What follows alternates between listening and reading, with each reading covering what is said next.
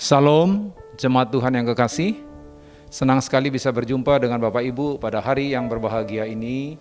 Kita bisa memuji Tuhan, bisa mengucap syukur kepada Tuhan, dan bisa mendengarkan kebenaran firman.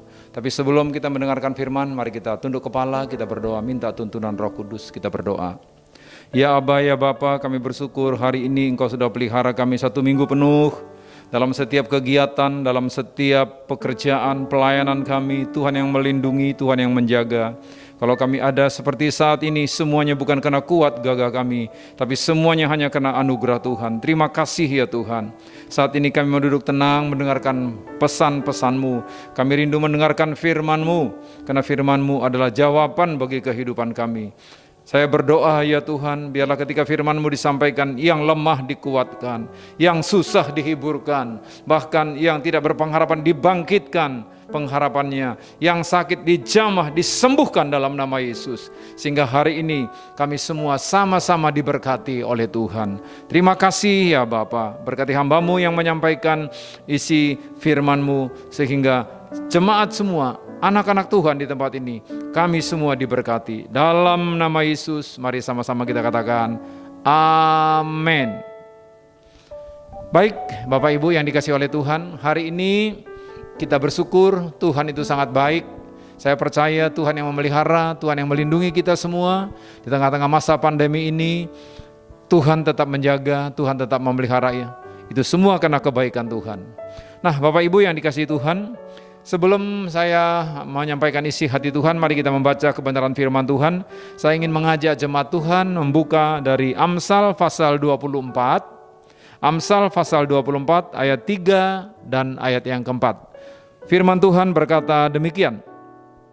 Dengan hikmat rumah didirikan, dengan kepandaian itu ditegakkan, dan dengan pengertian kamar-kamar diisi, dengan bermacam-macam harta benda yang berharga dan menarik. Nah, Bapak Ibu yang dikasihi oleh Tuhan, topik hari ini ialah membangun pernikahan yang kokoh. Untuk membangun pernikahan yang kokoh, diperlukan usaha dari 2 pribadi. Yang mana kita tahu bahwa inti daripada masyarakat itu adalah keluarga. Sedangkan inti keluarga adalah 1 suami, 1 istri. Suami istri. Nah, karena itu Bapak Ibu, saudara yang Tuhan Yesus kasihi semuanya di tempat ini, kalau suami istri memiliki hubungan yang baik, pada umumnya, maka orang tua dengan anak juga memiliki hubungan yang baik. Kenapa anak-anak bermasalah? Survei membuktikan, ada seorang membuat satu penelitian. Penelitian itu menghasilkan 90% anak bermasalah, yang kena narkoba lah, bikin keributan lah, suka tawuran lah. Ternyata 90% dari anak-anak yang bermasalah ini, mereka berasal dari keluarga yang broken home, keluarga yang hancur, hubungan papa mamanya tidak baik. Nah, karena itu betapa pentingnya membangun pernikahan yang kokoh. Karena pernikahan itu dimulai dari 2 pribadi, seorang pria dan seorang wanita yang dipersatukan oleh Tuhan, rumah tangga pernikahan. Nah, karena itu Bapak Ibu, untuk memasuki pernikahan yang kokoh diperlukan satu komitmen. Katakan komitmen. Tentunya apakah cukup hanya komitmen? Tidak ada cinta? Oh, pasti tentu, ya. Pasti tentu ada cinta. Kita tidak mungkin menikah dengan orang yang bukan kita cintai. Tetapi maksud saya, modal cinta saja di dalam pernikahan tidak cukup. Karena cinta itu erat kaitannya dengan feeling, emosi, dan juga dengan logika. Tetapi kadang-kadang lebih didominasi oleh emosi, perasaan. Nah, perasaan ini bisa naik, bisa turun. Tetapi kalau hanya bermodalkan cinta itu tidak cukup. Tetapi perlu komitmen dalam pengertian apapun yang kita hadapi di dalam pernikahan, di dalam keluarga, bisa kita melewati itu walaupun mungkin dalam keadaan yang sulit, kita tetap bertahan karena kita punya komitmen. Artinya satu covenant yang telah kita terima ketika kita diberkati oleh Tuhan dalam pemberkatan nikah. Apapun yang terjadi, kita hadapi bersama. Diperlukan usaha daripada 2 pribadi, itulah suami dan istri. Tetapi untuk menghancurkan pernikahan, cukup 1 orang. Tidak perlu 2 orang. Dan untuk membangun pernikahan yang kokoh perlu usaha. Tidak mungkin ada satu pernikahan yang tiba-tiba harmonis, tiba-tiba bahagia kalau tidak diupayakan.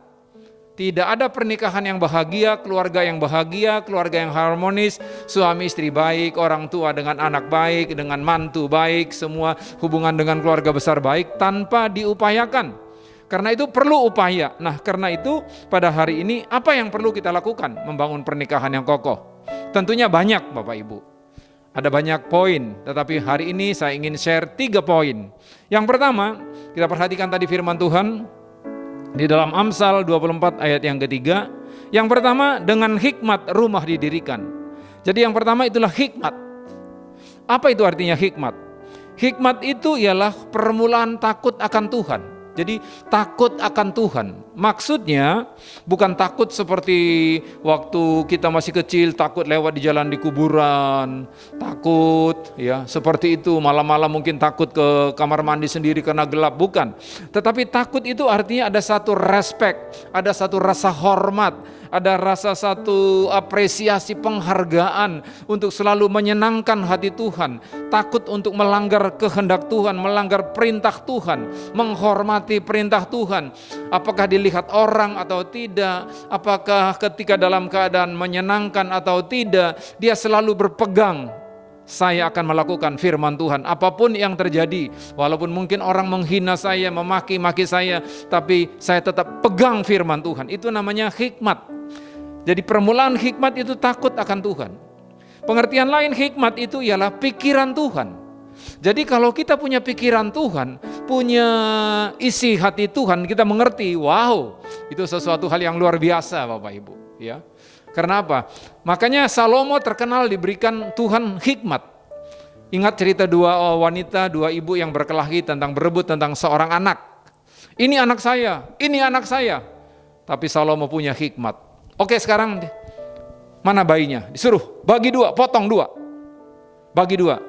Tiba-tiba ibu kandungnya berkata, oh jangan, biar serahkan aja sama dia. Dia tidak sampai hati anaknya dipotong. Maka Salomo tahu inilah ibu kandungnya. Itu namanya hikmat. Saya percaya apapun persoalan yang kita alami di dalam kehidupan kita, dalam pernikahan, ya. Di dalam pernikahan itu kalau saya berbicara dalam keluarga, itu berarti suami, istri, anak-anak, semua keluarga besar. Pasti Tuhan memberikan solusi yang terbaik. Nah, pernikahan yang kokoh dimulai dari memiliki fondasi yang kokoh. Tidak kebetulan ilustrasi yang Tuhan Yesus berikan dalam Matius 7 ayat 24 dan 25, dikatakan orang yang bijaksana dilukiskan seperti orang membangun rumah. Ada 2 orang yang membangun rumah. Pertama, membangun di atas pasir. Cepat selesai. Dan kelihatannya bagus, sama-sama bagus. Tapi yang kedua, membangun di atas batu. Perlu usaha ekstra keras. Dan sama-sama selesai, tapi perlu waktu yang lama. Tetapi apa yang terjadi? Rumah yang dibangun di atas pasir dan rumah yang dibangun di atas batu akan teruji saat Tuhan izinkan ada badai. Begitu ada badai datang, maka rumah yang dibangun di atas pasir akan tumbang, akan hancur, berantakan. Tetapi yang dibangun di atas batu tetap tegar berdiri. Nah, firman Tuhan berkata, rumah yang dibangun di atas pasir itu menggambarkan orang mendengar firman, tetapi tidak melakukan. Tetapi yang di atas batu mendengar firman dan melakukan. Jadi mungkin bisa saja sama-sama ibadah, sama-sama ikut di komsel, sama-sama ikut di pendalaman Alkitab, sama-sama melayani. Tetapi ketika ada masalah, ketika ada problem, ketika masa pandemi datang Tuhan izinkan, bagaimana reaksinya? Saya percaya kalau orang yang melakukan firman, dia senantiasa mengerti ada rencana Tuhan di balik ini. Tapi kalau tidak, mungkin dia bersungut-sungut, kapan ini selesai, kapan ini pandemi selesai, bersungut-sungut terus. Tapi mari saya berdoa, kita menjadi pelaku firman. Karena apa? Tuhan mengizinkan segala sesuatu dalam dunia ini. Tidak pernah ada sesuatu tanpa seizin Tuhan. Jadi ada rencana Tuhan, hanya mungkin kita belum mengerti secara sempurna. Nah, untuk memiliki pernikahan yang kokoh, memiliki hikmat, harus juga dimulai dengan apa? Visi yang sama. Ada pemuda-pemuda di sini? Mari perhatikan. Visi yang sama. Visi yang sama tentunya harus apa? Sama-sama cinta Tuhan, itu yang nomor satu. Ya, sama-sama cinta Tuhan, tapi juga tidak cukup, tapi visi yang sama. Bisa dibayangkan coba kalau satu ke utara, satu ke selatan, bagaimana mungkin bisa happy dalam keluarga. Tapi kalau satu mau ke selatan, yang satu juga mau ke selatan, sama-sama, maka itu namanya memiliki visi yang sama. Visi yang sama itulah untuk membangun kerajaan Allah, untuk membangun, memuliakan Tuhan apapun yang kita kerjakan. Jadi tiap aspek dalam kehidupan kita, tiap bagian dalam pernikahan, dalam keluarga kita rindu hikmat. Itulah ide-ide, pikiran-pikiran Tuhan. Di Jakarta banyak jalan buntu, tapi kalau kita punya hikmat, di dalam Tuhan Yesus tidak pernah ada jalan buntu. Yang setuju katakan amin. Itu yang pertama, jadi hikmat. Nah, sekarang kita baca kembali Amsal 24 ayat yang ketiga. Dengan hikmat rumah didirikan, dengan kepandaian itu ditegakkan. Jadi nomor satu tadi membangun rumah pernikahan yang kokoh, satu apa? Hikmat. Yang kedua itulah kepandaian. Katakan kepandaian. Nah, kepandaian ini satu artinya berbicara tentang satu skill. Tidak mungkin seorang bisa langsung memiliki skill tanpa latihan, tanpa belajar. Perlu ada latihan. Tidak mungkin ada seorang leader yang langsung begitu lahir bayi langsung memimpin. Tidak mungkin ada seorang bayi langsung begitu lahir pinter, skill, tidak mungkin katakanlah dalam satu jenis olahraga. Saya pernah mendengarkan kesaksian langsung dari Bapak Rudi Hartono. Beliau salah satu-satunya juara All England yang pernah 8 kali menjuarai All England. Beliau berkata, sejak umur 8 tahun beliau dilatih oleh orang tuanya setiap hari bermain badminton 4 jam. Setiap hari sejak umur 8 tahun. Makanya tidak heran beliau menjadi bisa menjuarai All England 8 kali. Belum ada duanya Bapak Ibu, baru Bapak Rudi Hartono. Jadi artinya apa? Diperlukan latihan, diperlukan satu kedisiplinan. Usia pernikahan bukanlah satu jaminan pasti rumah tangga mereka bahagia karena sudah nikah 20 tahun, bahkan ini lebih 30 tahun pasti happy. Belum tentu. Sama seperti seseorang, usianya bertambah belum tentu menjadi orang yang dewasa. Karena kedewasaan itu diukur dari apa? Rasa tanggung jawab. Ada anak umur 17 tahun, tetapi dia betul-betul memiliki satu karakter yang pribadi yang dewasa. Dia bertanggung jawab. Tapi ada orang 71 tahun sebaliknya, tetapi kurang bertanggung jawab. Jadi usia tidak menjamin seseorang itu memiliki kepandaian. Usia pernikahan tidak menjamin ada kepandaian. Nah, apa kepandaian yang diperlukan di dalam pernikahan yang kokoh? Pertama ialah diperlukan kepandaian untuk menjalankan peran sebagai suami, sebagai istri, artinya sebagai orang tua dan sebagai anak. Apa perannya? Masing-masing ada beda. Salah satu peran suami ialah yang Tuhan inginkan ialah dikatakan tugas suami dalam Efesus pasal 5 ayat 25. Hei suami, kasihilah istrimu. Mengasihi istri. Salah satu aspek mengasihi istri ialah kita harus memimpin dan melayani istri. Waduh, mengasihi itu berarti memimpin dan melayani. Wah, mungkin ada di antara bapak-bapak di sini, loh bukan salah Pak, bukan istri yang melayani kita, malah kok kita yang melayani.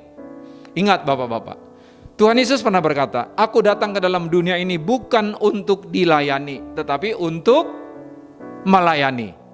Halo bapak-bapak, amin? Yang setuju katakan amin.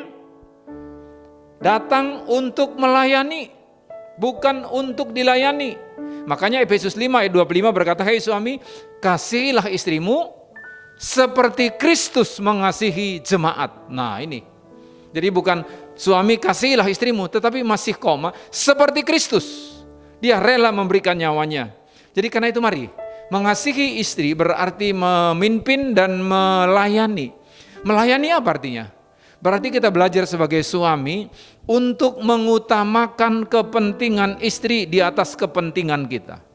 Menghargai istri sebagaimana yang Tuhan katakan, menghargai pendapatnya, menghargai idenya, menghargai apa yang talentnya, karunia, talenta yang diberikan kepadanya.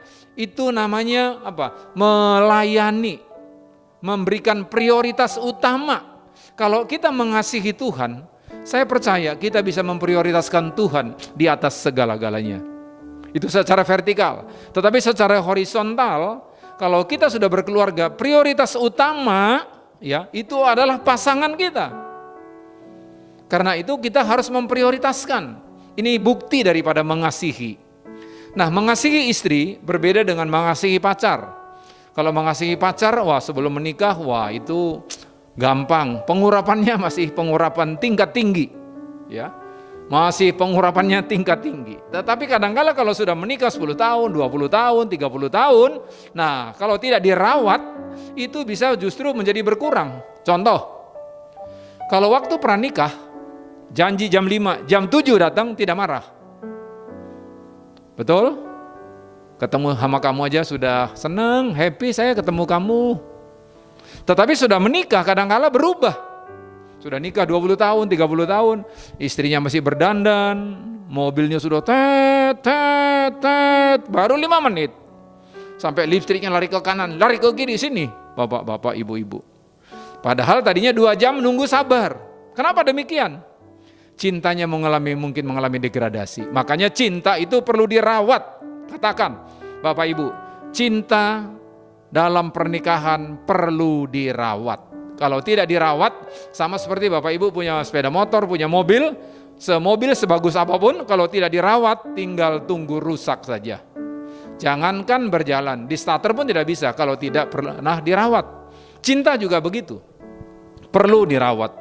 Nah, jadi ada peran sebagai suami, ya, memimpin ibadah, mesbah keluarga, mendoakan istri, mendoakan anak kita, khususnya hari-hari terakhir ini ada masa pandemi, kita berdoa, Mazmur 91 itu kita doakan untuk keluarga kita, untuk istri dan anak-anak kita, semua anak-anak kita dapat memenuhi rencana Allah dalam hidup mereka. Itu tanggung jawab kita sebagai orang tua, sebagai suami, untuk mendoakan setiap anggota keluarga kita.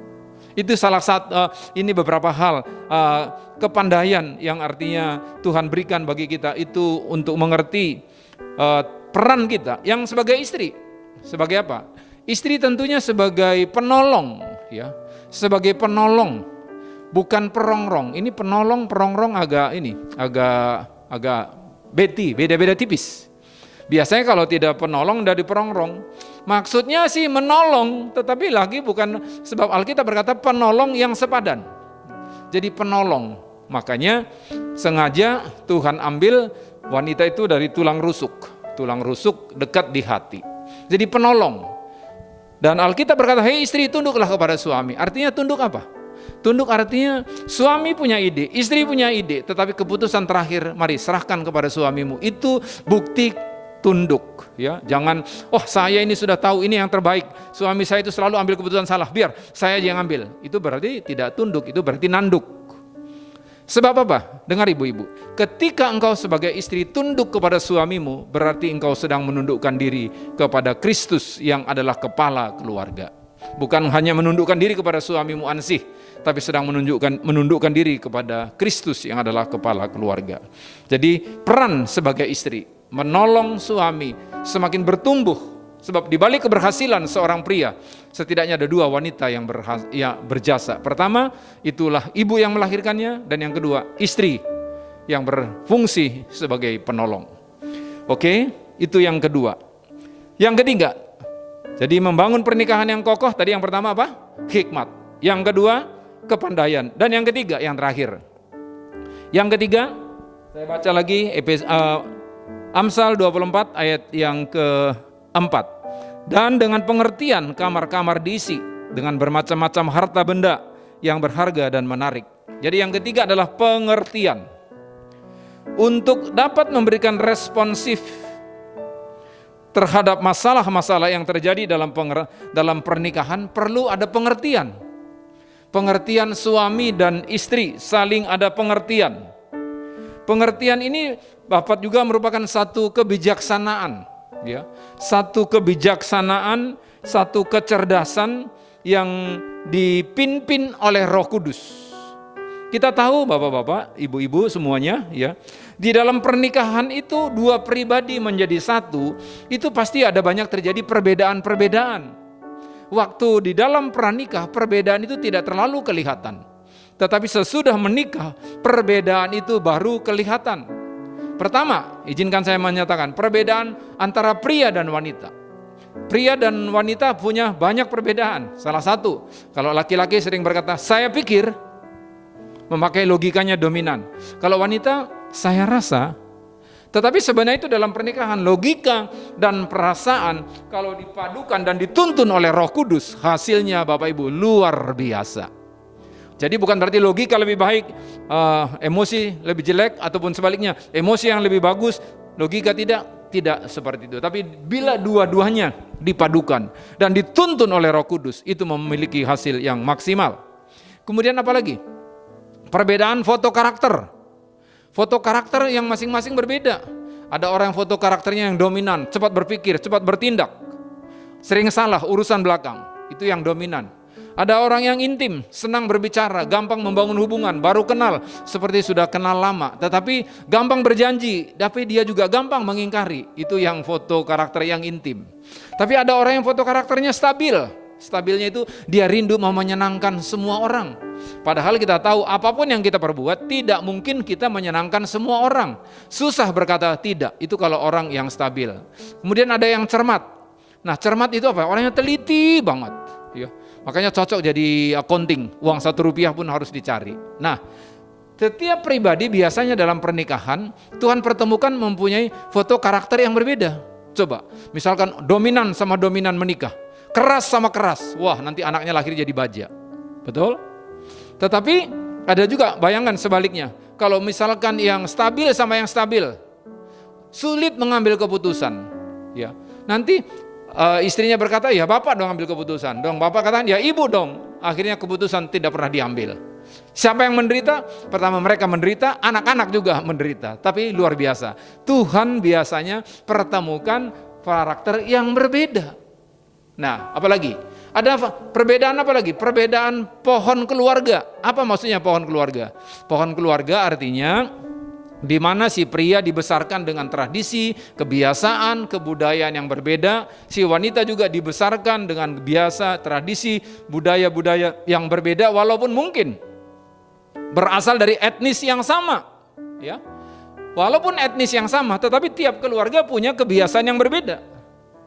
Nah, begitu yang berbeda itu ketemu, tinggal sama-sama, ini bisa menimbulkan benturan-benturan, friksi-friksi. Nah, ketika friksi itu datang, diperlukan pengertian yang dituntun oleh Roh Kudus. Kalau kita tidak punya pengertian, berapa tahun pun kita menikah, suami istri berantem, orang tua sama anak cekcok melulu. Akhirnya rumah tangga merupakan rumah tangga yang dingin, tidak ada satu kesukaan. Tetapi kalau kita memiliki pengertian, ya, kalau kita menikah, anak kita 3, anak saudara 2, setiap anak punya karakter tersendiri. Tetapi kalau kita memiliki pengertian, ya udahlah memang anak saya begitu, ya sudahlah suami saya memang begitu, ya sudahlah istri saya memang begitu. Kita saling mengerti, bisa saling menerima. Kenapa? Firman Tuhan berkata, kasih menutupi banyak dosa. Saya percaya, karena Tuhan mengasihi kita, maka Dia pun mengampuni. Saya percaya hal yang sama juga. Kalau kita mengasihi pasangan kita, kita gampang mengampuni. Demikian juga kalau orang tua mengasihi anak-anaknya, sebesar apapun kesalahan anak kita sebagai orang tua gampang mengampuni. Ketika dia mungkin gagal, kita tetap berkata, anakku, engkau tetap anak kami walaupun engkau mungkin gagal. Kami tetap mengasihi kamu. Kami mengasihi kamu bukan karena kamu orang berhasil, tetapi karena kamu memang anak Tuhan yang dikaruniakan tengah-tengah keluarga. Sama juga, mungkin dari anak, orang tuamu mungkin ada yang tidak seperti engkau katakan, yang seperti engkau rindukan. Mungkin orang tuamu juga bisa pernah jatuh dalam hal-hal yang tidak berkenan sama Tuhan. Tapi kalau engkau mengasihi orang tua, engkau katakan dia tetap papa mama saya. Itu namanya pengertian. Saya berdoa biarlah kita memiliki pengertian ini. Hari ini saya ingin tutup firman Tuhan hari ini. Bagaimana membangun pernikahan yang kokoh? Jadi ada 3 hal.